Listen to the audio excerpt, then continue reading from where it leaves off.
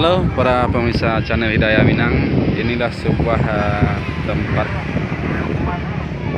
istirahat atau rest area yang diberi nama Taman Hutan Kota yang terletak di pusat daerah pemerintahan Kabupaten Solok. Hampir setiap harinya lokasi ini cukup ramai dikunjungi oleh wisatawan lokal, bahkan wisatawan dari berbagai daerah. Daerah ini identik dengan sebuah tugu yang cukup terkenal, yaitu sebagai lambang daerah Kabupaten Solok, yaitu yang dikenal dengan Tugu Ayam Gadang. Kita dapat lihat dari belakangnya.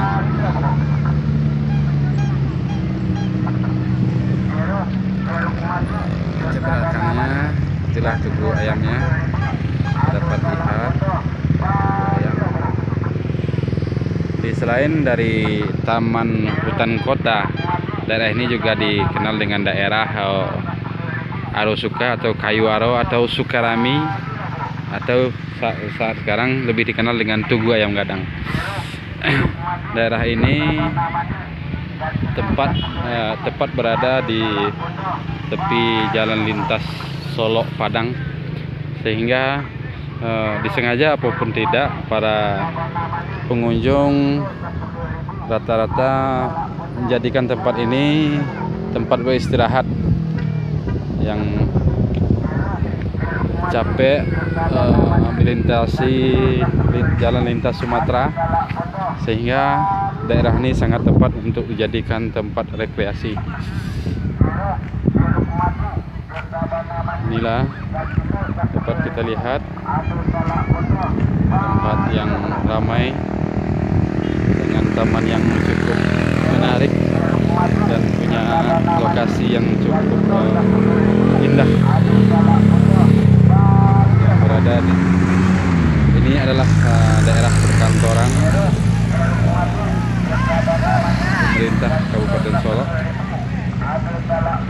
yang di depan ini dibangun di zaman Bupati Bapak Sazurahim, dinamakan dengan Ruang Pelangi.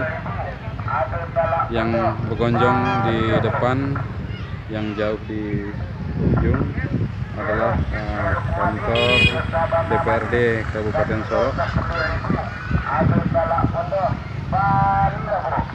Nah, saudara, daerah yang